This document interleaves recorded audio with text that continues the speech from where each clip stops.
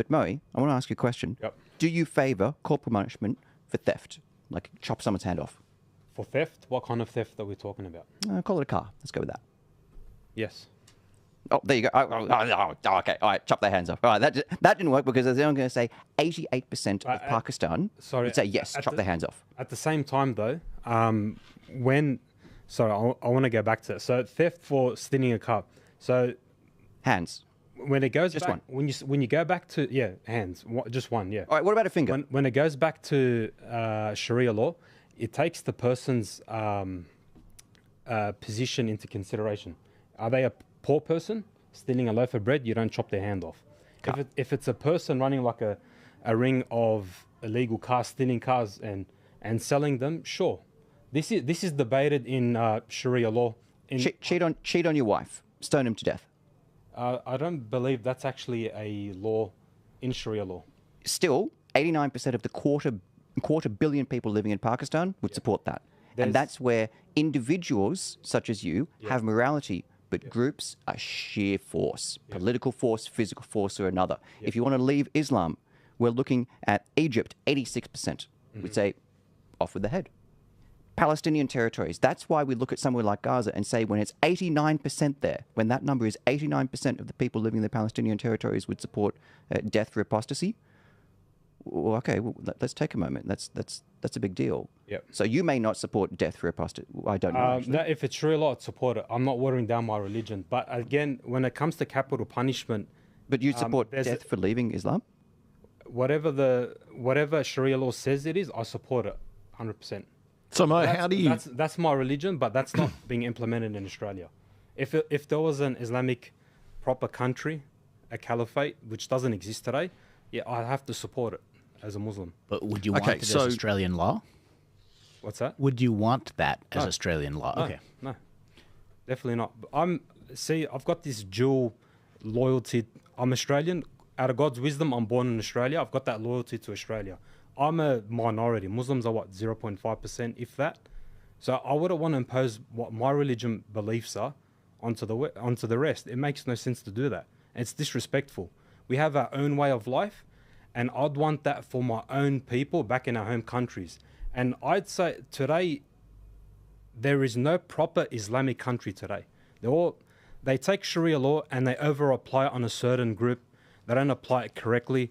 These capital punishments our religion have, there's a whole court process he has to go through. Example, adultery. Adultery has to be witnessed by like 3 or 4 people. And a witness from a woman, you need double the witnesses. Doesn't here. You know? It doesn't have to be witnessed by anyone here. Yeah. You can just... In what scenario... Any sort of sexual crime here could just be like... And put it on someone OnlyFans. just says, big facetious. Yeah. Sorry, go ahead. That's all right. In what scenario where 3 people are going to witness adultery, go to a court and give in their statement, you have to do it out in public to get 3 witnesses. I was going to say, what are they doing looking? Yeah, exactly. to get the stoning of death, whatever the punishment, it's actually 80 lashes, not the stoning of death. That was the Prophet applying a law from the Jewish text at the time. I'm not going to, back that. I have to go back to the scholars, but I know it's the 80 lashes. It's lashing. So you have to get 3 witnesses, which it won't happen. You have to be doing sex in public. So it's more of a deterrent. That's why the capital punishment is there. Because if you have people having sex in public, I mean, it's... What you've got is a system of law in Sharia law that's evolved from a culture and a religion, right? And that's appropriate in countries that have that culture and that religion. Yeah, the UAE have it there as well. I mean, And our culture, and this is where it gets, you got to look at religion as the basis, or we can't say Australia is not a Christian country. It right? is. It might be secular now because people don't practice. The reality is that our law, comes from a Christian and ultimately Judeo-Christian background, but with Christian overlay, right? The concept of forgiveness is very much a Christian concept because it wasn't present as much in the Torah.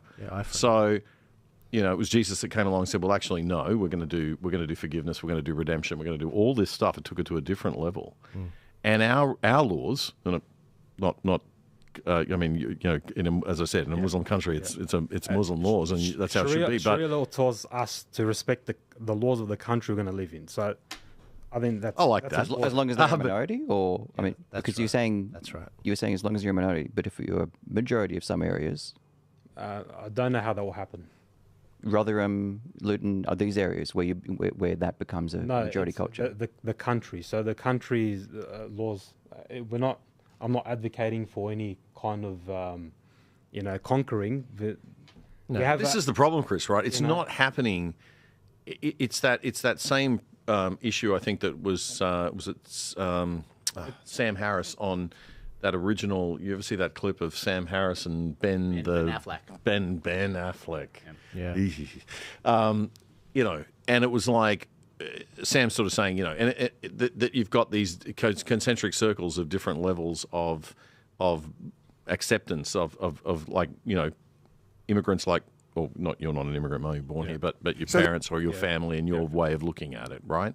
That, you know, yes, we practice our religion here, but we understand we're living in a Christian country, so we respect the Christian-based laws and the evolution of the British legal system. Yep. But how do you But then you have other different groups, like, you know, the extremist Islamist Pakistanis in the UK, I guess, or I don't know much about it. It's more so tradition. It's more tradition than religion.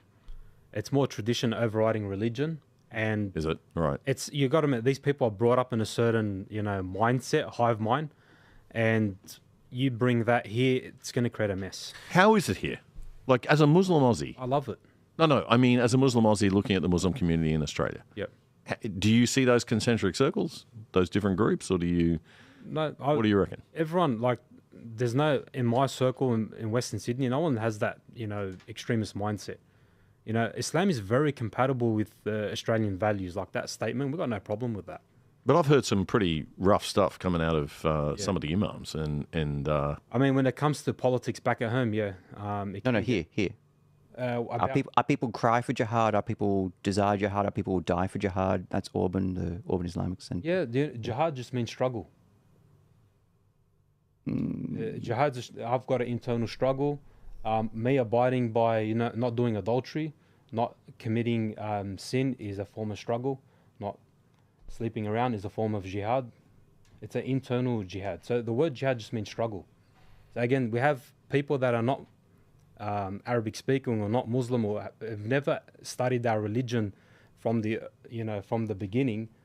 Take these words and make it look like jihad means to kill. It not necessarily, no. It just means to struggle. Can I just say, Maui, and I respect this about Islam, that you guys have a huge respect and almost a chain of command when it comes to spirituality with regards to those of the Muslim faith in the different levels. And I totally respect you're not in any position to actually talk on the faith. But at some point, just like with the female topic, I will be getting some actual imams that come in with some of the opposite side. Sorry, Mo, I probably threw a question at you there. No. I want to keep going down that for a second because I think there's something important here. And the whole reason why I wanted to get a diverse panel religiously but also ethnically is because we've got to work this out. Because if we don't work this out, we're going to look like the UK. And tribalism is going to take over. And you know what the worst part out of all of it? There are people like Tommy Robinson, like Majid Nawaz on the opposite sides, and they're not talking to each other. And they were on the same side when it came to the COVID stuff, the vaccine stuff, but now they're like at opposite sides of this. Are they? Right, yeah, they are. And they're not talking. And so when I see that, I'm like, I'm very protective of what we have here. And